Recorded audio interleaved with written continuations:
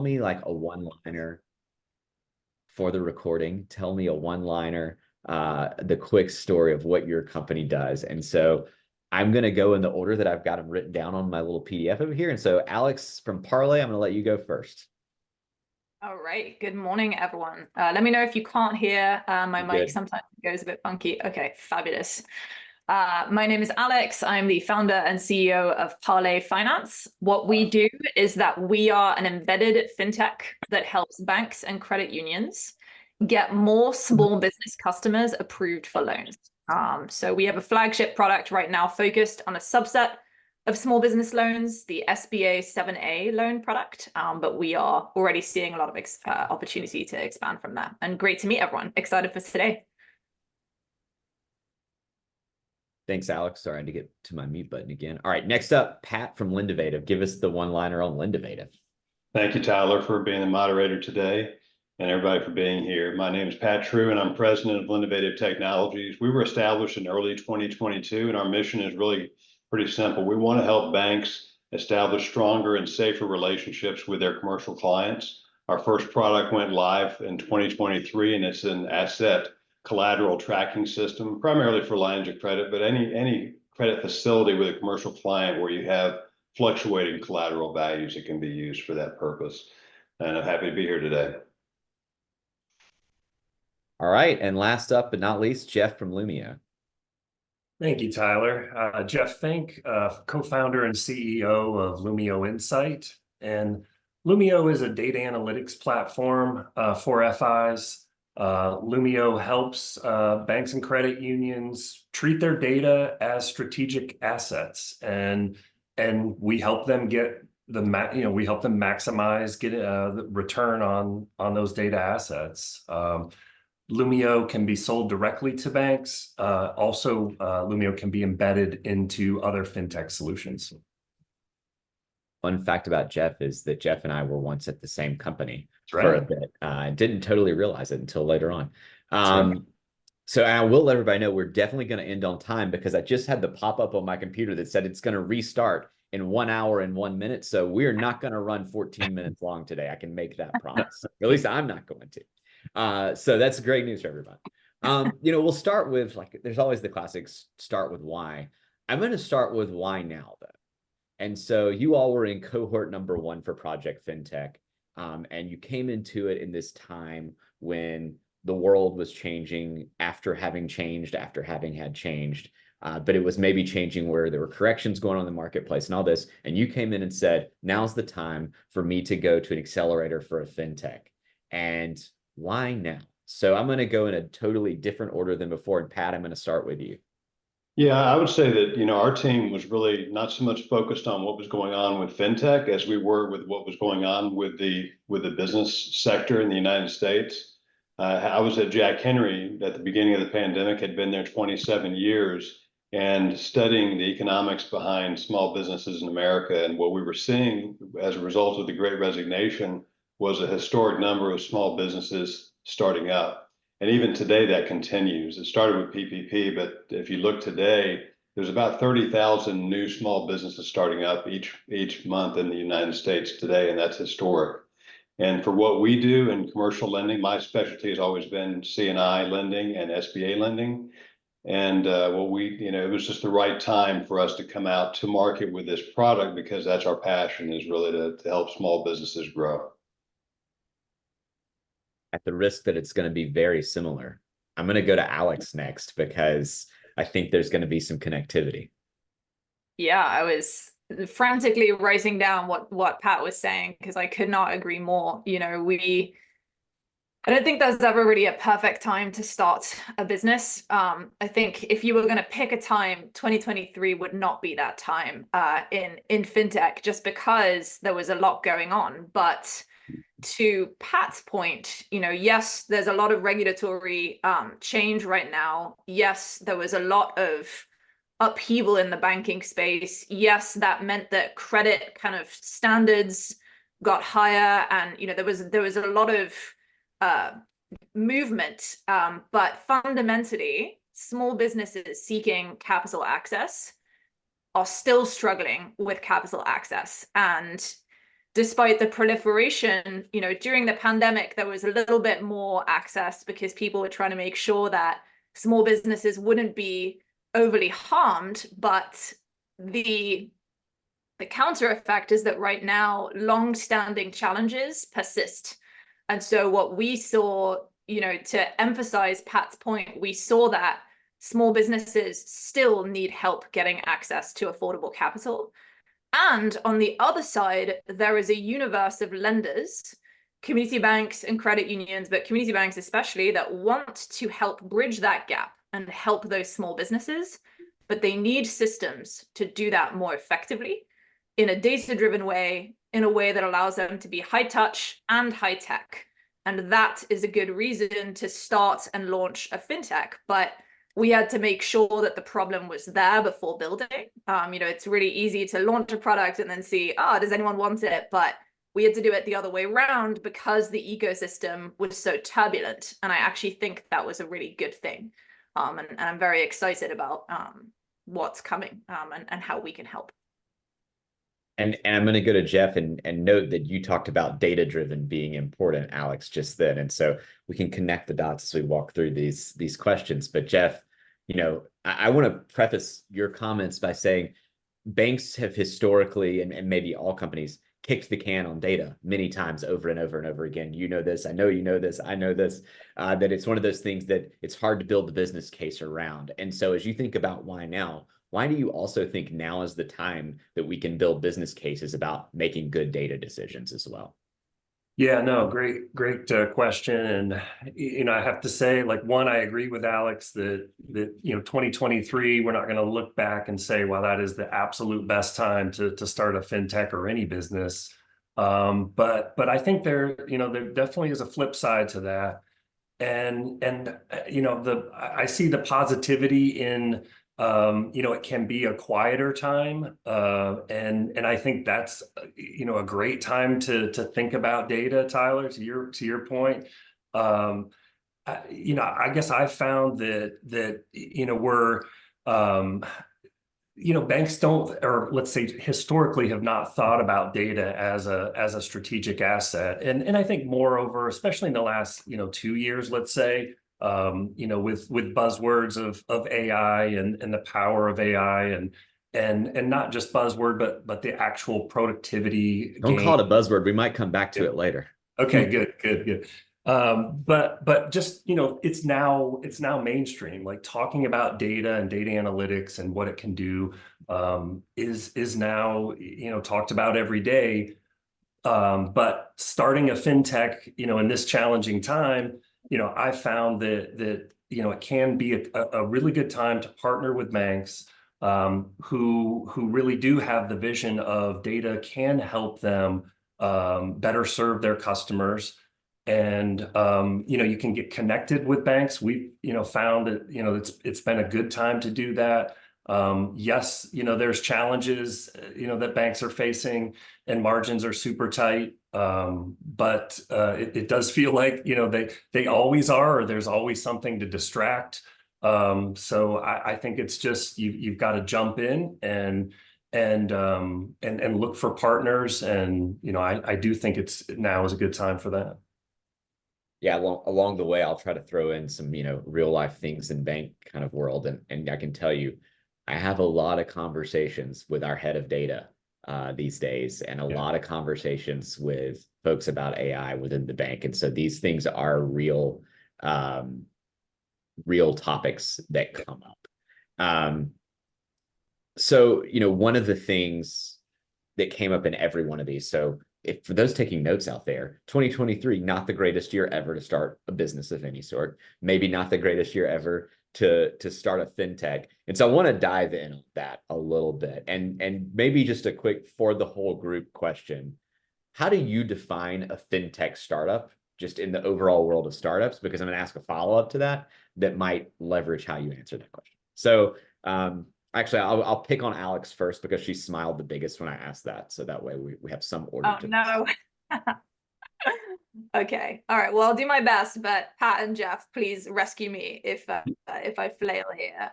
So one, I just want to say a small anecdote because I was laughing. So some of our friends and supporters in the ecosystem. I've been in startups for more than 10 years, but not in fintech. And recently, one of our early angel investors was like, "Oh my God, fintech means financial technology.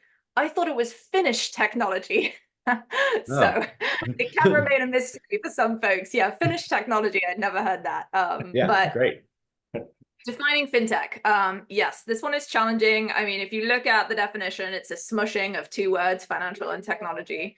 Sorry, you can hear my dog barking at probably the mailman or something equivalent. But for us, we defined it when we were looking at this ecosystem. It can be anything really that enables a value stream around empowering financial transactions.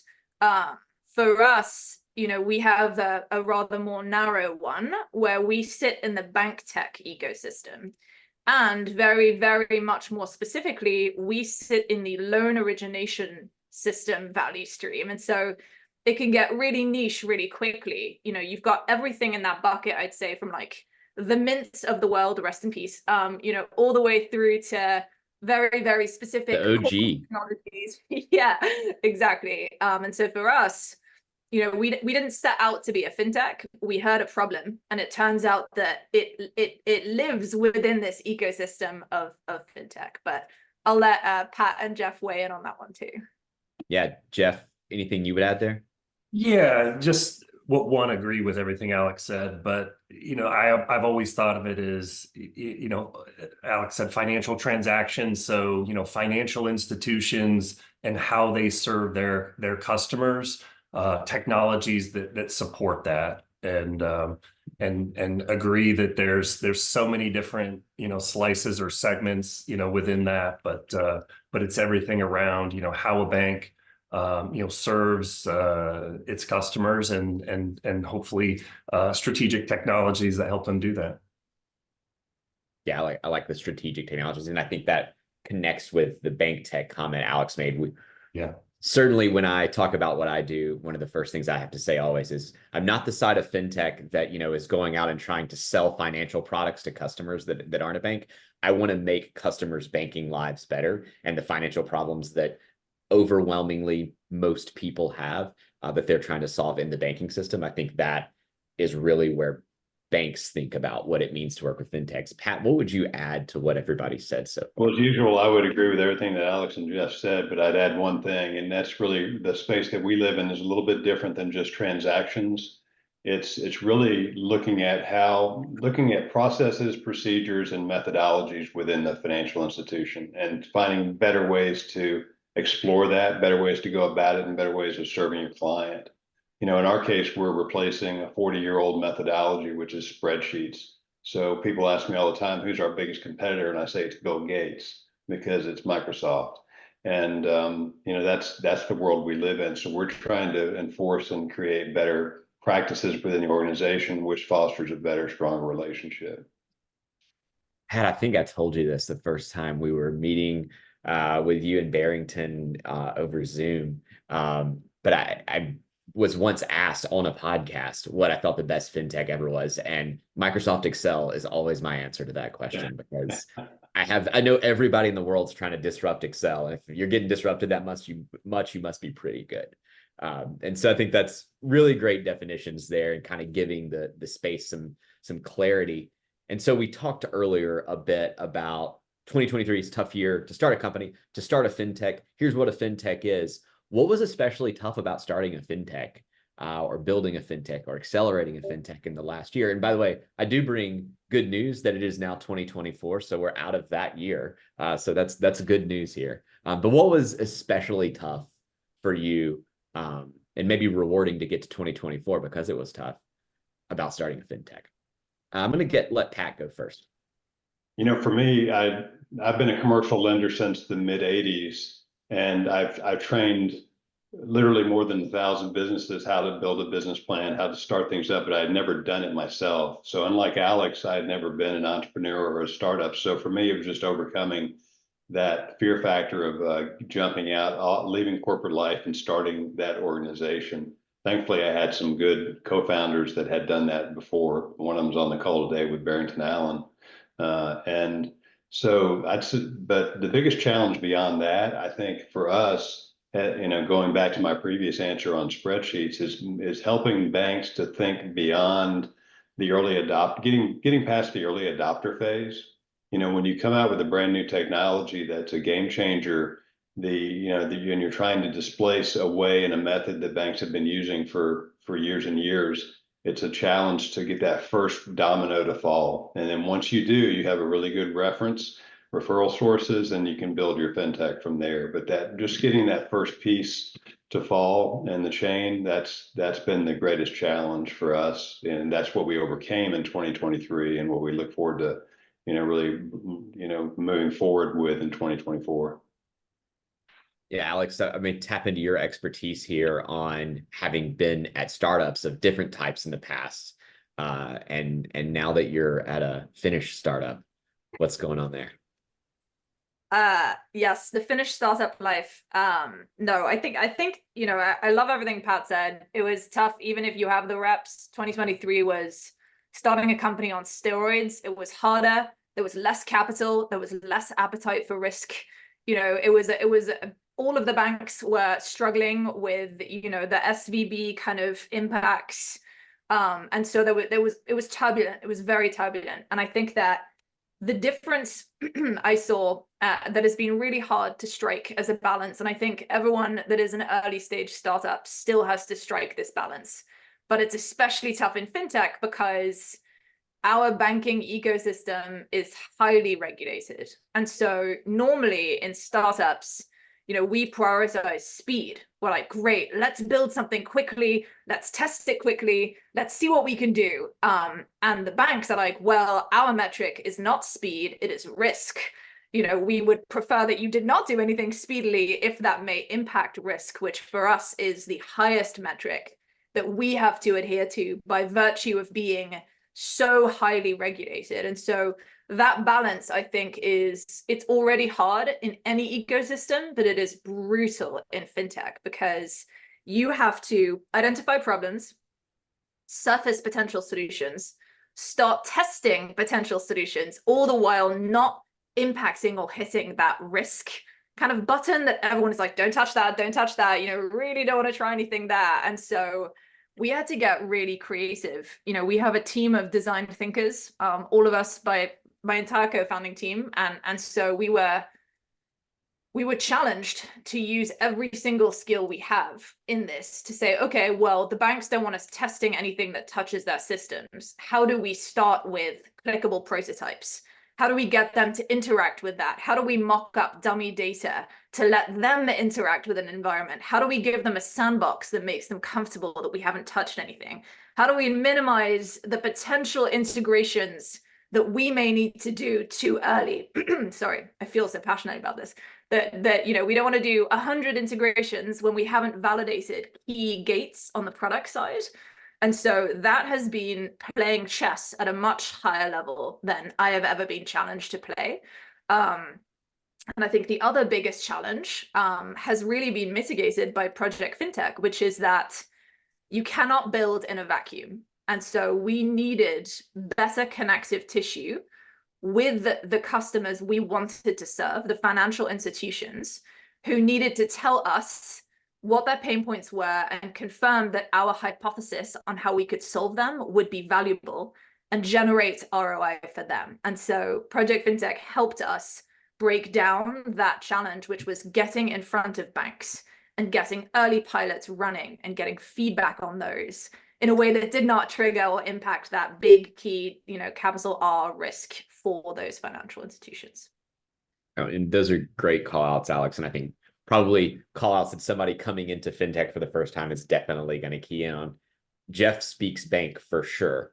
Jeff, for you, what was that like starting the fintech in this environment? And still, as you know banks very well, what challenges was that presenting? Yeah, I think one of the biggest challenges, and I think Alex alluded to this, it's one, it's deciding what to build. But I guess the flip side of that for me is maybe the bigger challenge, because in my world we're talking about data, and we know data can be used to solve almost any problem. But that's a challenge because it's deciding what not to build. And I think about our bank customers. Each bank obviously operates differently, and they want to use data differently. They've got problems that are top of the list right now that they want to solve, and I think it's really well, I just have to pause and say, okay, I can't solve everything, and our company should not try to solve everything, because then you're just very thin, across a very surface layer solutions. So it's deciding, when's the right time to build something. So it's kind of walking that fine line where, we all know, you've got to pivot at times in, building a business for sure, being flexible. But also knowing when to say no or not right now. Like, that's not the right time for us to build something. So it's staying true to your identity, your vision, but also being able to evolve over time, and partners help you do that. The ecosystem that we're in with Project FinTech, as Alex said, great sounding board for making some of those really tough decisions. Well, I think, shout out again to Project FinTech folks, to the National Entrepreneur Center, to the whole concept here, because it's a bunch of people that are coming together who believe that fundamentally things can be better than they are.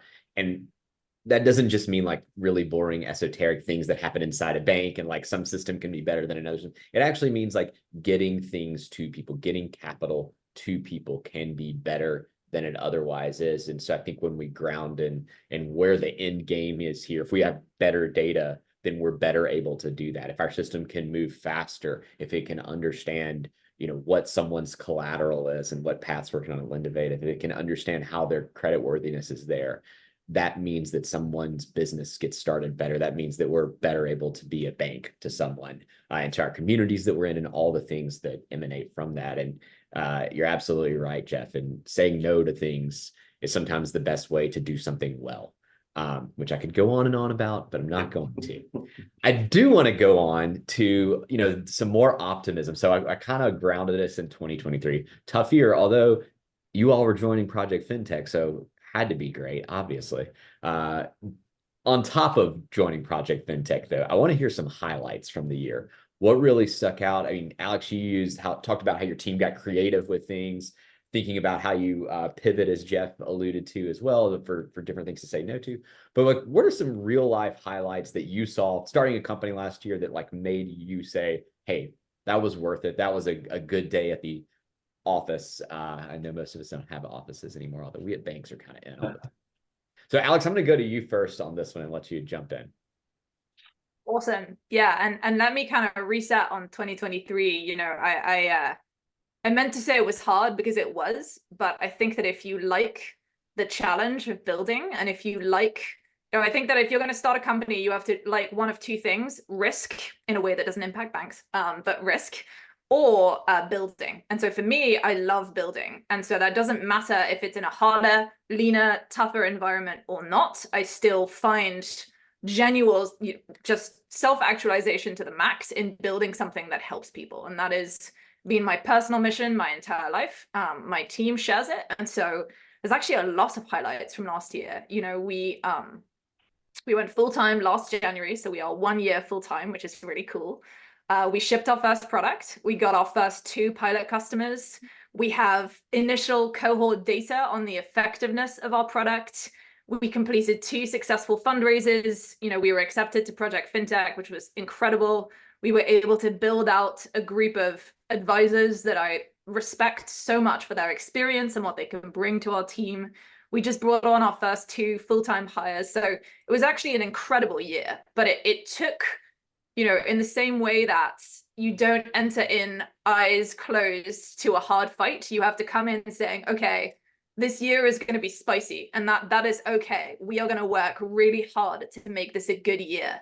We're going to be very, very tough and discerning on our budget, because we know that it's possible we won't get funded at all until 2024. Now, we were lucky, we ran a good process and we were able to close our fundraise, but we planned, estimating that we would not. And that is very much how we've had to approach everything. Hope for the best, but plan for the worst. And I think it's laid, it's put down a really strong, solid foundation for growth from here. So actually 2023 was a personal and professional highlight. It was just in a tougher than usual environment. As you were talking, it made me think of like one of my favorite quotes, Theodore Roosevelt: the greatest reward that life offers is to work hard at work worth doing. And so that's one that really resonates with what you're saying. That Jeff, is my favorite. What was that, Alex? Sorry. That is my favorite quote as well. I think I knew that, actually. I think we've talked about this before. Maybe. Maybe, because I referenced that quote a lot. So it's entirely probable that we have. Jeff, I'm going to flip to you for the same question. What were the highlights? What made you feel really rewarded for your team in 23? Yeah, just I think a couple things come to the top. The building process, so having production quality applications, analytic applications that we can deliver to our customers, and we did that in 2023, and we actually hit the 10 bank mark for customers. So that was a milestone for us, and we were able to hit that last year. And a lot of work to go. We also signed our first reseller partner. So we embed our analytic applications in other fintech solutions as well. Signed our first partner relationship, and that is that did launch, that went live. That partner is out selling the Lumio apps, private labeled in their solution.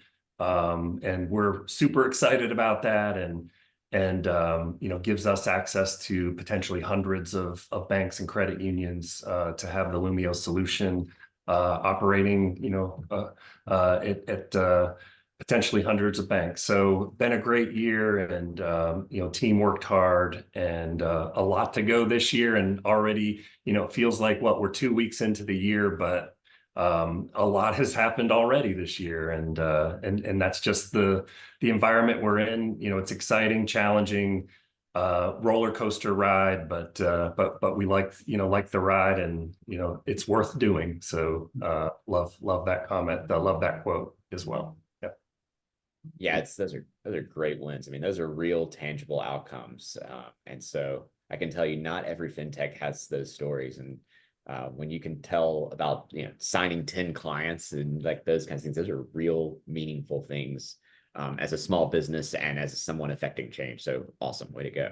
Pat, over to you. Let's hear the highlights for 23, and then we might close the book on 23 after that. Yeah, I could kind of state the obvious. I mean, we started the year with our first beta clients. We ended the year with our first licensed client. So that's a win there. But to me, the greater win, having come from an organization with 7,500 employees, and moving to an organization where we had just a handful of founding employees, just the spirit of collaboration and relationship development that took place over 2023 was mind-blowing. And not just within our own team, but the corporate partnerships we developed, working with Project FinTech, being introduced to the Nashville Entrepreneurship Center. I had no clue as a Jack Henry employee before I started Lendovative with these folks that the ecosystem for FinTech was as large as it was, not in Tennessee in general. And that blew me away. It was very inspiring. So I would say for me, the highlight was just the relationships that were formed over the course of 2023. I'll give a shameless First Horizon plug here on that comment too, that as the largest bank headquartered in Tennessee, we're very excited about the fintech ecosystem that's forming there. And I will say, as many times as I've been in Nashville, and also helping put together an event in Memphis, and also connecting with our team in Knoxville that was going to be a part of events on that side of the state, you really do start to see what an ecosystem is. And by the way, I think knowing also what the application process was here highlights the strength of the 9 companies that are a part of cohort 1, because there really are a lot of players in that ecosystem, and there were a lot of people that were really interested in the program and have stayed plugged in since then. And so kudos to you all for that. All right, I'm going to try to close the book on 23 here, at least for the last 20 minutes of our conversation.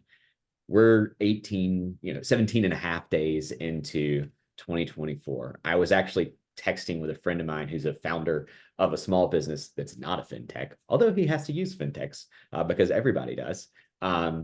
The other day, and he said, I'm trying in 24 to not do business things on not business days as much as possible.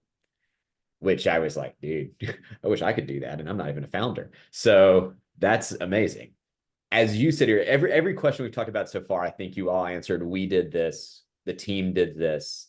Our company did this. I want to hear some I answers on this. That's going to be my challenge for you here. What are you individually as founders? And I know we've got some other founders on this call that might get insight from this. Thinking about coming into 2024, that you individually as a human being founder are going to try to put into practice, whether it's how you lead your teams or how you lead your life or how you develop your company or your product or whatever. What are you really focused on for you that might be a good insight for other founders? So Jeff, I'm going to start with you on this one.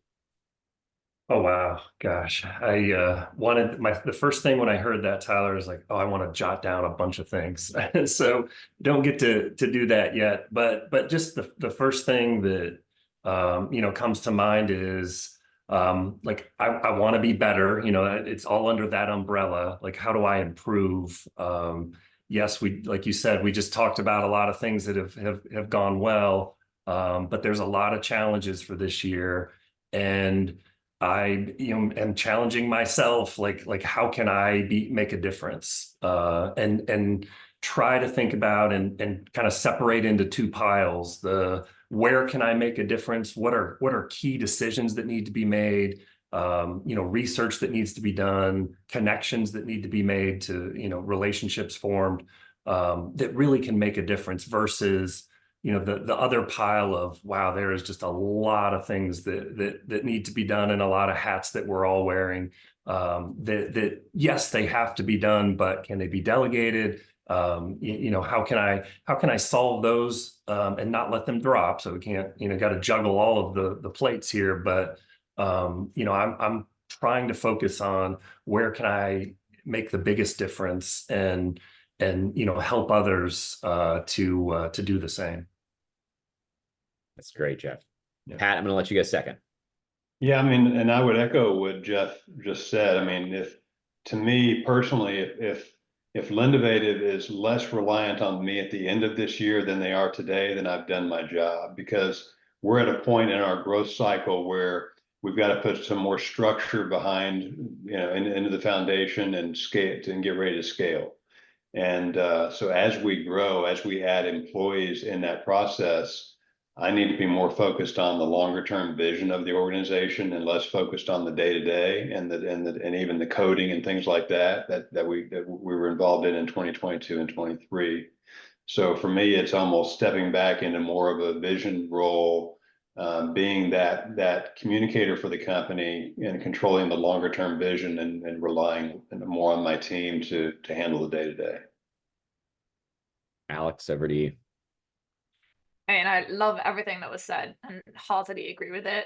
I think like Pat, we were in a 0 to 1 phase, a really intense one in 2023, where all hands on deck all the time at any point of the day and any point of the night. Weekends are not a thing. Let's just go, go, go. And we did okay. Everyone's mental health, survived that, but that is not sustainable long term. And so the team and I specifically am trying to work smarter, not harder, because there is always too much work to do. There is never no work. And so if that's the question, then how do we simply prioritize much more effectively? And so we're constantly trying to work on that instead of just doing it all because it feels comfortable to do all the work all the time. We're now used to that, and we need to dial that down. So that's one thing: work smarter, not harder.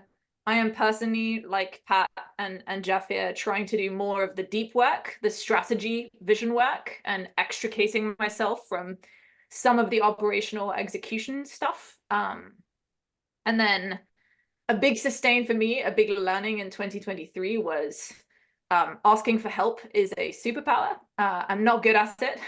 Very bad at it. My default is, well, let me work as hard as I can, then ask for help. Because if I've tried really hard, then somebody will see that and they will be willing to give me a hand. And the thing is that kind of works, but really if you ask at the beginning, then you'll save yourself a lot of pain and, you know, mistakes and all of that. And so I have asked for so much help over the last year. I intend to continue doing it. You know, I have a really incredible advisor to the business who said, Alex, if you are not utilizing us to get in contact and work with all of the banks you want to work with over the next year, you are underutilizing us. You know, you should not have to go out at any point and cold outreach anyone. And so that's a great challenge and frame for me to say, okay, it is not about trying everything and then asking for help. It's flipping that on its head and getting more comfortable with that. And then on the personal side, yes, trying not to work at the weekends is hard, and getting 8 hours of sleep. That sounds really basic, but still working on that one. So, yeah. Best of luck with that. Yeah, I'll let you know how it goes.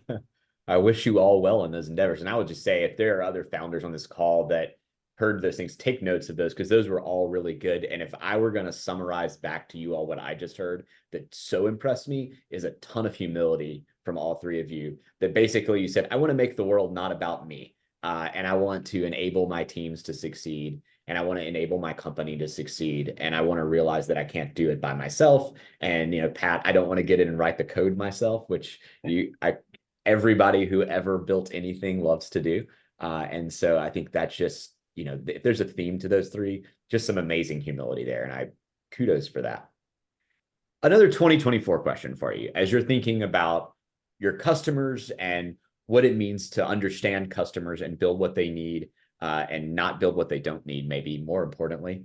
How are you thinking about learning from customers? And let's just say you had a bank that you were talking to, and let's just say you could ask them a question to learn something to help you better develop your product. What are the things you hope to learn this year from your target customers? And I'm going to let Pat go first on this one because he nodded the most. I mean, we learn everything. We learn new things with every demo and with every discussion we have with a financial institution. And we learn potential new products and services that we can offer as an organization.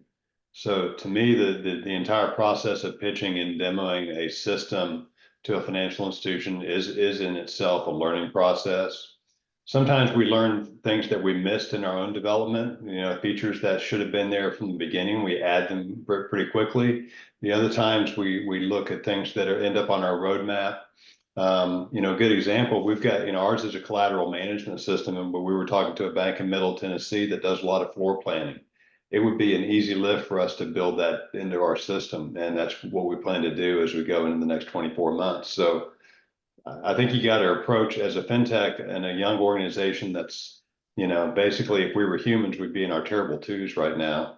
You know, we've got to approach everything as a learning experience and be willing to listen to every bank that we get in front of, because, you know, I haven't personally been in banking since I left Jack Henry in 1995. And so things may just be a little bit different today in the day-to-day banking world. And I need to be willing to learn that. You might be surprised at how not different they are in some cases as well. Jeff, I'm going to go to you next on this. Yeah, I think Pat said a key word there, listen. That's what I always try to tell myself before, you know, every prospect call, is to just, you know, I want to understand, because what we try to do is, you know, meet each institution, you know, where they are, not, hey, we've got this product, you've got to fit that into your organization. You know, we try to do the reverse of that, of where are you in your strategy? How do you use data? So we really do help them craft a data analytics strategy and then evolve that or grow that over time, in kind of a crawl, walk, run. So for me, it's hearing roadmaps of what are the challenges each bank is trying to solve. You know, what are the high priority challenges, and how could data, you know, affect, you know, how they deal with those challenges, or how could it help? So I love to hear, and will continue to do this year, hearing what their top challenges are, and then thinking about how we can help them solve those challenges. Yeah, the roadmap question is such an important one to understand, because it is really hard to shift those. Yeah. Alex, over to you on this one. Yeah, just building on you know what Pat and Jeff said. You know, we try and listen as, you know, demos are super insightful for us. Similarly, we have the constant balance, you know, as a SaaS company, you know, we have a SaaS product. We're looking for repeatable things that many people want. And sometimes when we're talking to banks, they're looking for customized things that they specifically want that we may not have heard from anyone else. And so this is a very delicate balance. You know, we've got a couple of really big FIs that if they come on, like, they will have outsized influence on our roadmap because they are gonna impact the rest of the industry, and that's amazing. But also, you know, what they want may not be what everyone else wants, and we have limited, you know, technical resources, and we have a product roadmap we're trying to execute. And so holding those things, those plates in the air, is really, really tough. What we're doing at the moment is trying to understand from these calls, why did somebody take the call? Like, what is the driver for taking that call? Because fundamentally, everyone has a driver. You know, even if somebody says, oh, Alex, you should take this call, it's not just because I got asked to do it. There's something else. So what is that something else? What is the ROI that they understand of that? And how does our tech stack and our roadmap and all of that align to those things? Because the challenge is, you can show somebody a Maserati of a product and they can say, yeah, it looks great, I love it. But if you ask them then to prioritize features, if you're like, okay, well, if I took this one out, how would you feel? If I took this one out, how would you feel? Suddenly you get different answers. You know, different asset size banks will prioritize different things. And so a lot of listening and a lot of, okay, well, we're young, we don't have 100 features you would really like, but we have these 20 and or these 15, whatever it is. And now how do we get from all of these listening sessions a prioritized roadmap that aligns to what we're hearing enough that we can serve multiple FIs simultaneously without disappointing them, or, you know, so that is a genuinely challenging, fun, but challenging effort that is underway for us. Well, I'll tell you guys, my mom used to tell me every day when she took me to school, Tyler, please be a listener today. I don't know that it stuck very well, but I kudos to you all for being really good listeners and like leading with that in your approach. And way to go. One like completely unrequested thought here is, and I share this with a lot of fintechs that we talk with, is take a few minutes and like listen to a bank earnings call or a few and think about where you fit in that.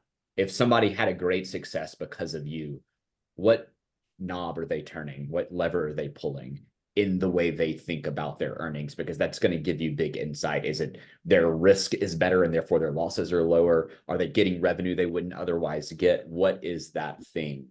And that's kind of generally just a thing that, you know, as a bank, when somebody talks to me about their company or their product, I'm thinking about, where does this fall in my income statement? How does this move my balance sheet? How does this make me more efficient, effective, smarter, faster, whatever, at doing our business? And so I would throw that out. I am watching the chat if there are any questions. And feel free to throw some out there if you have one. I do have one more question because we're with this like future-oriented group and we've lived in 23 and 24 in this conversation. But I want to go beyond those and like, you tell me something you think is going to be true about the world of fintech and bank tech at least 5, but maybe closer to 10 years out. Like, give me like a real long-term prognostication, and it can be AI. I said we might come back to it, and so I'm going to force it in right here. It can be AI. And so I'll just reverse back through. Alex, I'm going to start with you. Okay, well, I think we've seen, you know, since the 2008 crisis, reticence to work with fintechs, and now acceptance that we need to work with fintechs. And I think this synergy is going to get tighter and tighter over time because, to your point, there are external factors such as the AI race that now make it impossible for banks to do all of that development in-house. So I think there is an acceptance and a concession that, okay, we need to be much more strategic, you know, we need to partner much more closely moving forwards. I do think an enormous amount of existing systems will die over the next 5 years. I think there is a true push for good in our space. You know, for us, it's how do we get more small business owners loan approval ready? That's our big kind of mission. You know, our like super high vision is to shift the US's GDP. We want to shift it by 10% because it turns out that small businesses are the lifeblood of American competitiveness, and they are underserved right now. So how do we use, disruptive technologies such as AI to enable that? I think there's just tremendous capacity in that space. I think a lot of existing systems for assessing, evaluating, building creditworthiness are going to fold, break, go under, and fundamentally change. And we're really excited for it. And we're looking to be in that front pack that really is able to make that difference. Pat, you're up next. I'm going to go somewhere totally different on this one because of just my mindset on this. But the former director of the SBA, Karen Mills, wrote a great book on this subject, and it's I can't remember the title of it, but I read it about 4 or 5 years ago. But I think that banking in general, when you're dealing with commercial clients, 2 things. I think there's going to be more emphasis on commercial and industrial loans between now and 2030 than there is on CRE. And the CRE, the 2010s was the decade of CRE. And I think the 2020s are going to end up being the decade of C&I loans. And I think that in light of that, technology and AI and specifically is going to get much more predictive in nature, so that you're doing more than servicing your commercial client. You're anticipating their needs 2, 3, 4, 5 years down the road. I once heard somebody tell a joke about Amazon, and they said, eventually Amazon's going to get to the point where the 2 packages show up on my front doorstep that I didn't even order. I didn't even know I needed them until Amazon sent them to me. I think that's kind of going to happen with predictive analytics, because with AI and with the technology that's there, based on the NAICS code that a business is operating in, we can tell you pretty much what financing they're going to need at what portion of what version of their life cycle they're at. And I think the market in general is going to move in that direction, much more consultative in nature than transactional in nature. Those are good insights. And Alex dropped the title. I had pulled it up. I was going to say it out loud, and she beat me to it. FinTech Small Business and the American Dream is the Karen Mills book. So nice plug for Karen Mills that she didn't know she was going to get today, so she didn't pay for it. Jeff, last comment on this one. Yeah, I think of 2 things in the next 5 to 10 years, and both of them have a lot of promise, and we've talked about both of them a lot. The first one is open banking. I guess with the business we have, we're always thinking about data and the boundaries and the guardrails that are put up by some of the other fintech vendors to actually get at data, so a bank can actually leverage it and take advantage of it. I mean, there's a lot of other reasons for open banking, but I'm focused kind of on the data slice of that. So I am sure that we're on the path that is getting better, and I think it will continue to get better, and we'll be actually talking about microservices more, and that things are more open and can be interconnected than they are today.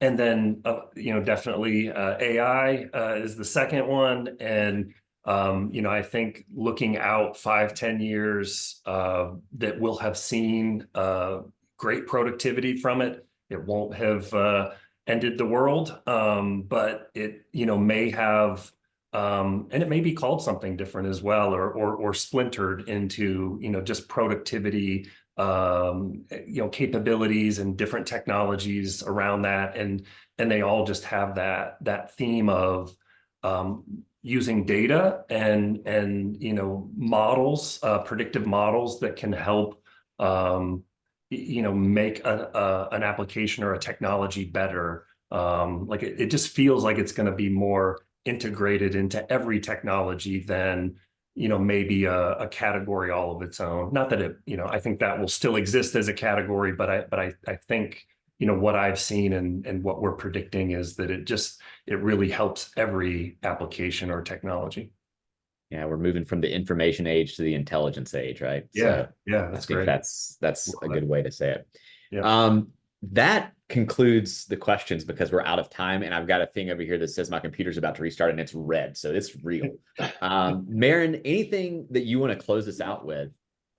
I just want to thank you so much, Tyler, and thank you, Alex, Pat, and Jeff.